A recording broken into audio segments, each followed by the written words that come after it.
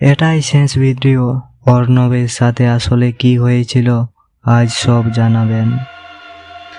একটা memory card, একটা ভয়ঙ্কর অডিও আর একজন ছাত্রের নিখোঁজ হওয়া।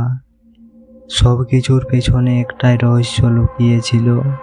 অর্ণবের বন্ধুরা তার ঘরটা আবার খুঁজতে শুরু করে এবং তারা পায় একটা পুরনো ডায়েরিতে লেখা ছিল, আমি একা নই, ও আমার ভিতরে ঢুকে গেছে। প্রতিদিন রাত 3:20 জেগে ওঠে আর আমাকে নিয়ন্ত্রণ করে। অর্ণব আসলে নিখোঁজ হয়নি, সে নিজেই নিজের ভিতরে হারিয়ে গেছে। অর্ণব আসলে নিখোঁজ মানে আপনিও এই চক্রের এক অংশ।